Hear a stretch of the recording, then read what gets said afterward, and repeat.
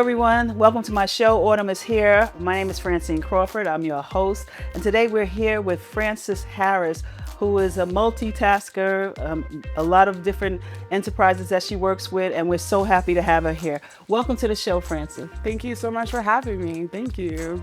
Well, I'm so glad that we met at Healthy Choice. Yeah, we were at Christ Fellowship for their Choose Healthy Life. They do different monthly events there. Oh, okay. So yeah, I work with Christ Fellowship is a church that I work with. I'm from Cornerstone Baptist Church, but we work together a lot. Okay. So there's a lot of things that you do. You are an educator. Yes. Okay, tell me a little bit about yourself.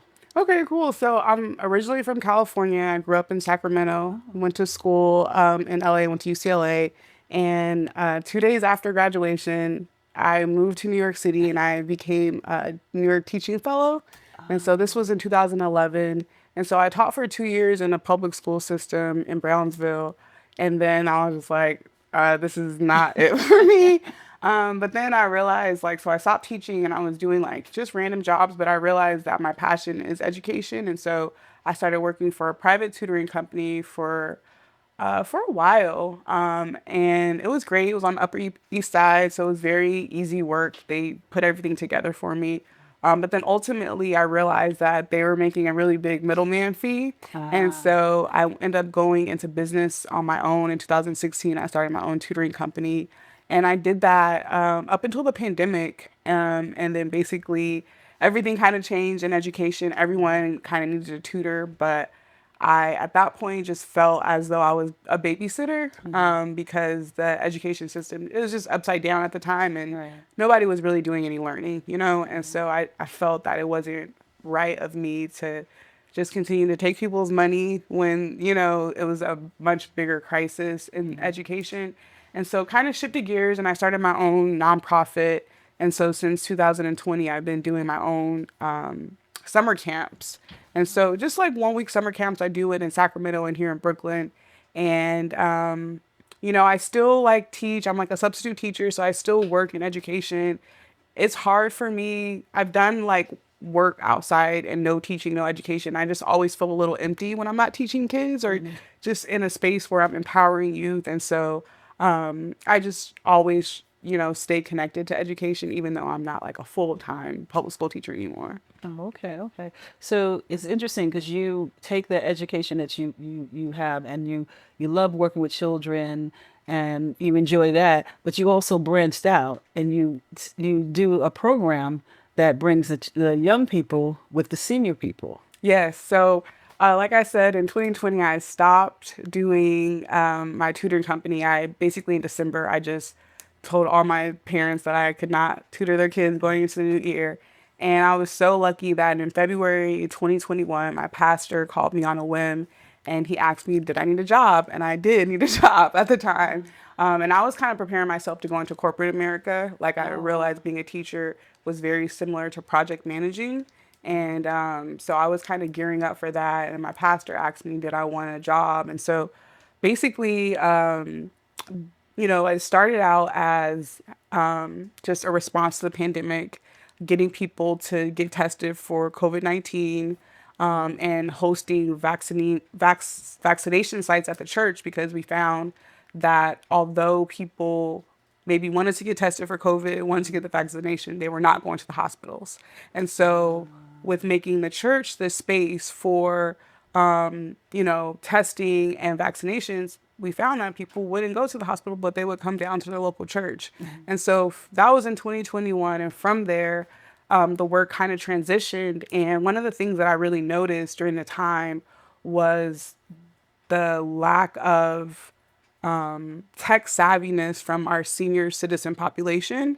Everything was scan a QR code and sign up online, get your results online. And it was very difficult to work with people. People didn't have emails, didn't know how to check their emails, just basically had this huge gap, in technology. And, these are people that are savvy, they're driving, they're, but just very disconnected from technology. And so when I started creating my programming in our second phase, it was really I need to work with my seniors to help them learn technology, Yeah.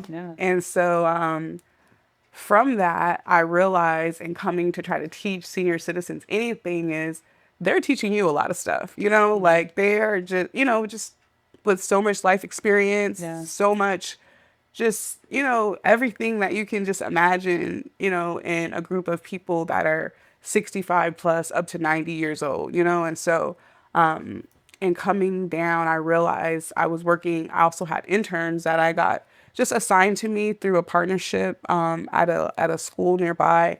And so, I wanted to come in and bring my teenagers, bring my high school seniors in to help the seniors with their technology, just teaching them how to do simple things, having dialogues around it.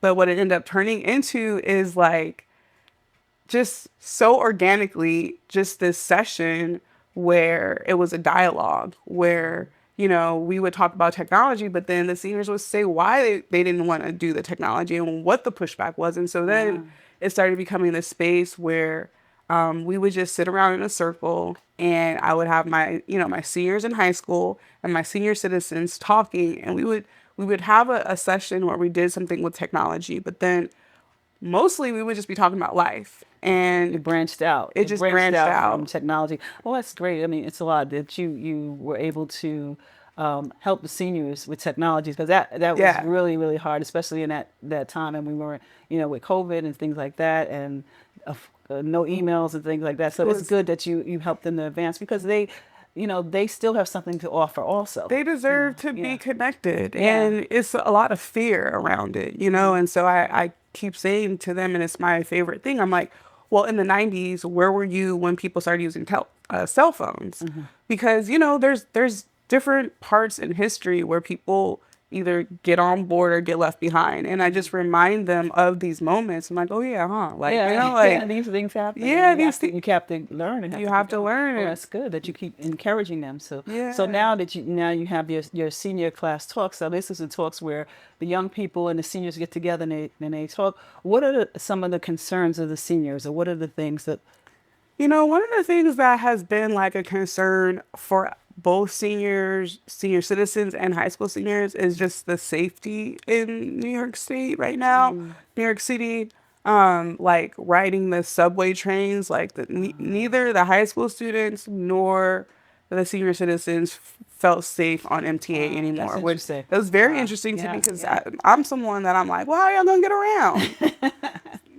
Not to my senior citizens as much, but to my high schools, I'm like, this is New York City. Like, don't let the fear keep you. Paralyze you. Yeah, Yeah, yeah, but yeah. then both sides have very, just, the concern and Valid concerns. Yeah, valid concerns, yeah. and news doesn't help. The news is always showing negative stuff. And so Right, it's right, just right. fear.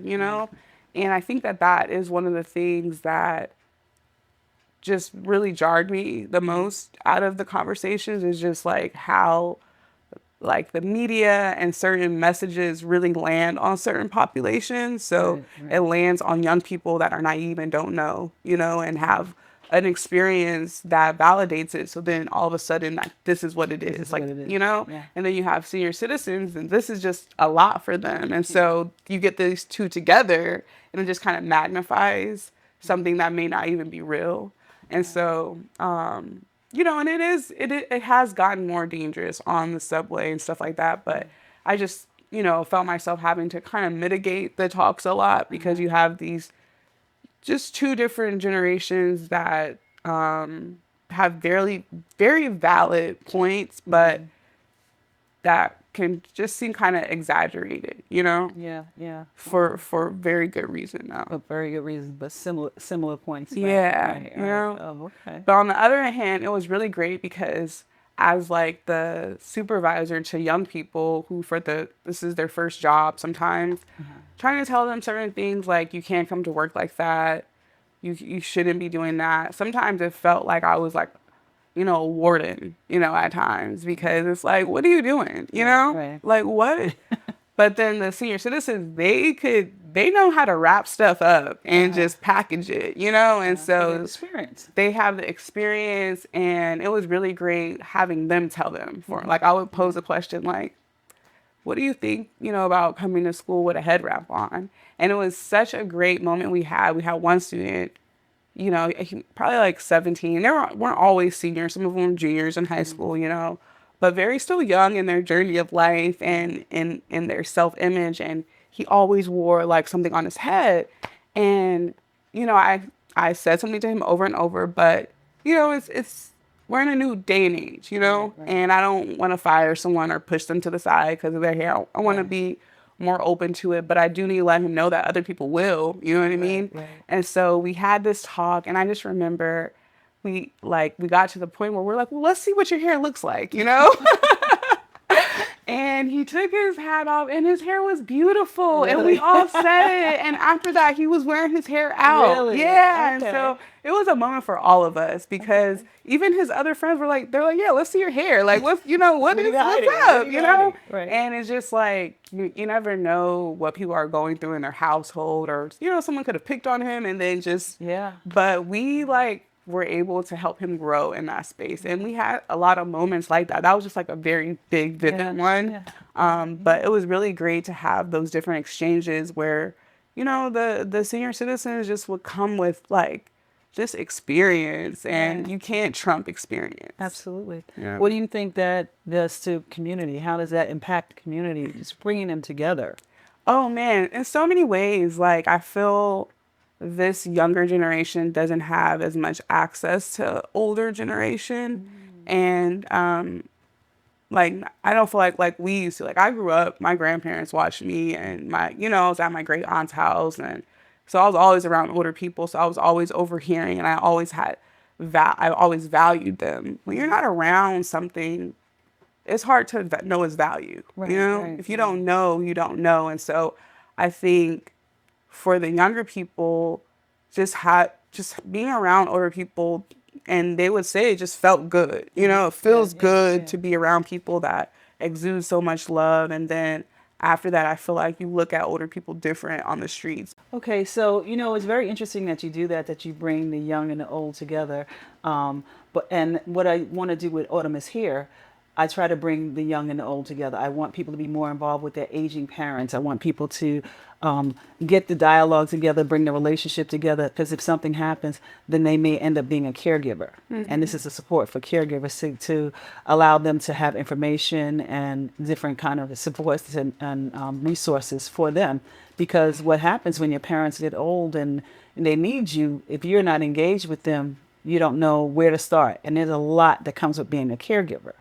So you're already bridging the gap with the young and the old. It gives them a different perspective on seniors and giving some compassion towards seniors and respect for them. So that's really great. So I understand that you were a caregiver. Yes, I was a caregiver. And I will say, just like one of the things that I'll say for my experience is that I was extremely close to my mom. And so I had access to everything already. Okay. And I feel very lucky and blessed that I had that experience because it changes you. And that's one of the things that I really, my mom had an aneurysm. And so, yeah. And it was a tough experience. It was really hard. But overall, it was, thank you.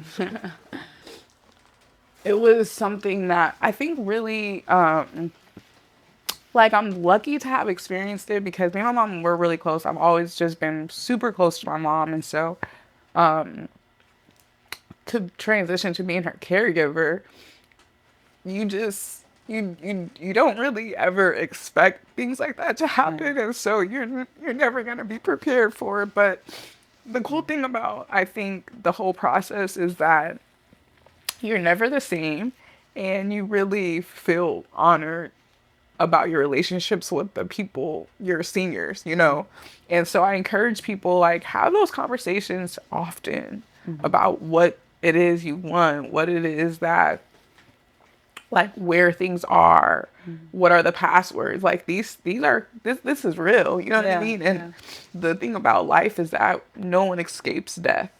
I also do estate planning workshops at my church. You went to one, I went right? to one of those Yeah. actually. Yeah.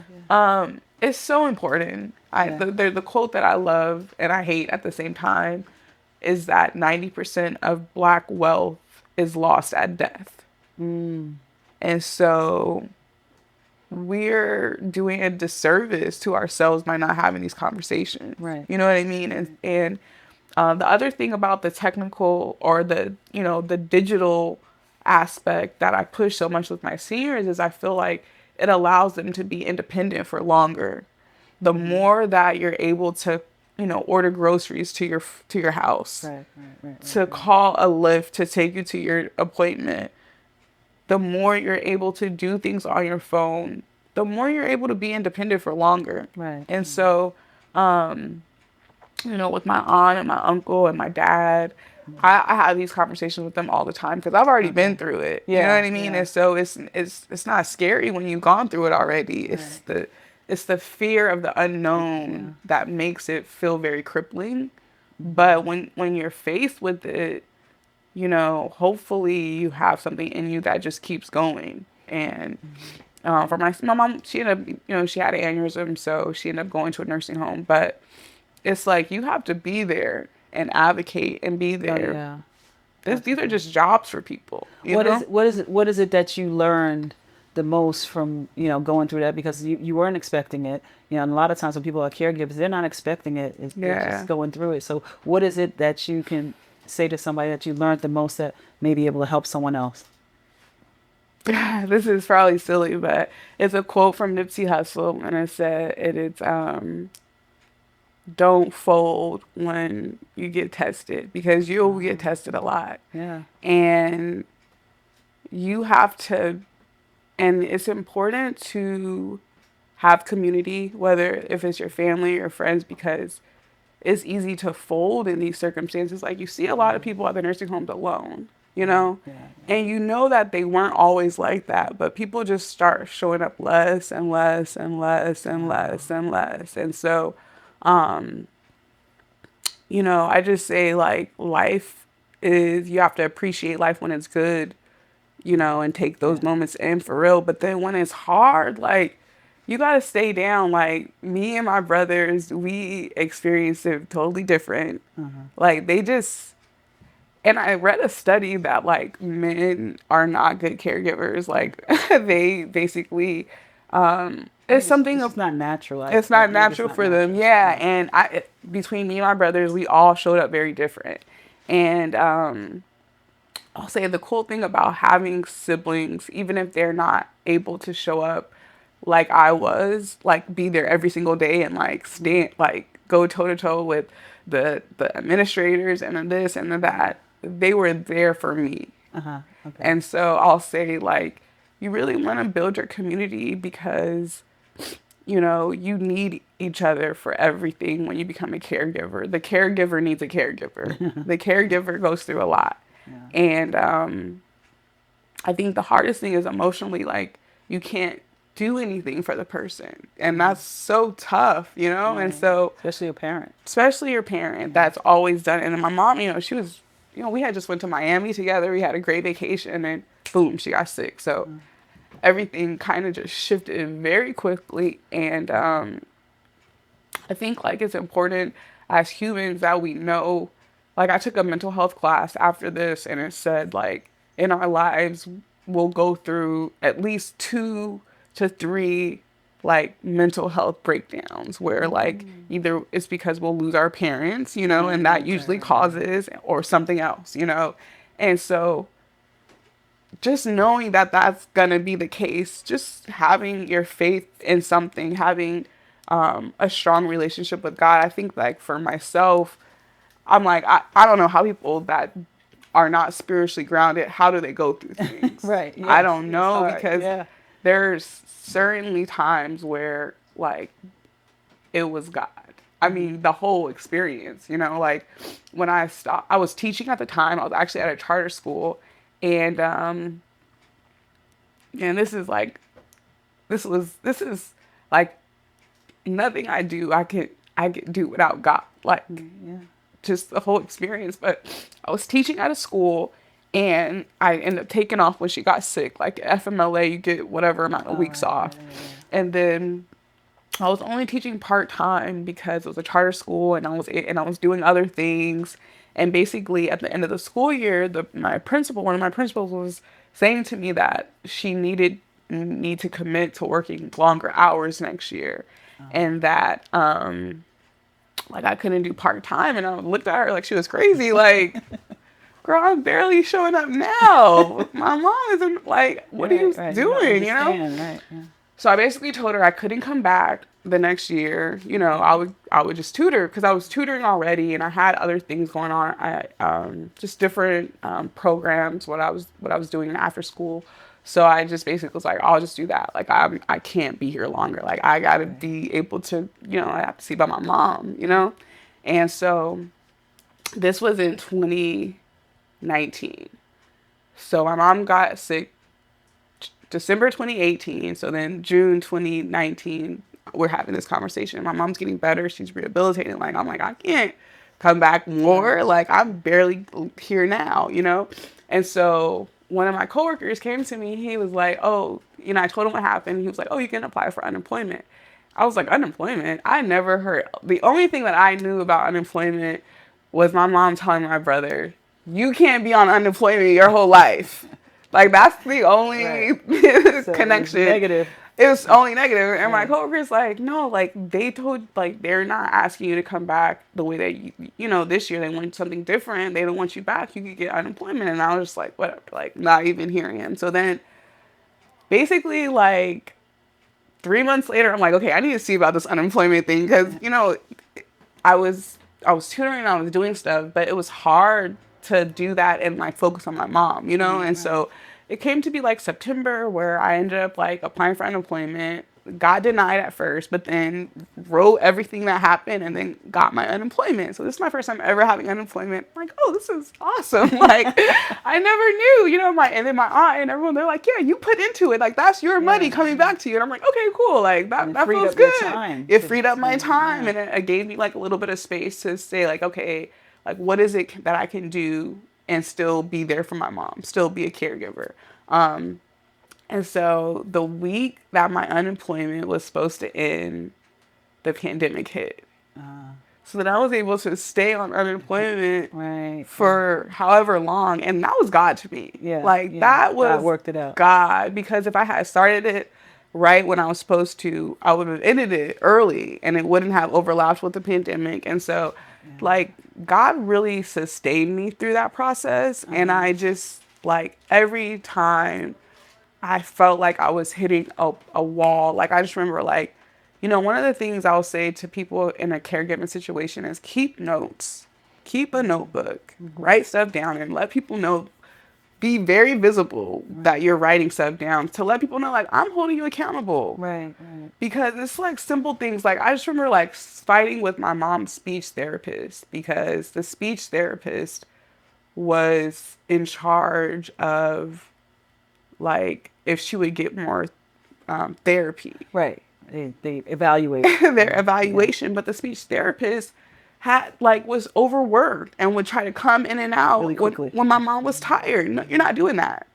You're not doing that. I'm here every day for speech therapy now because what you're saying and what I know is not the case. And that's the thing that people have to know is like people are going to try to get over on you. They don't care if it's your mom.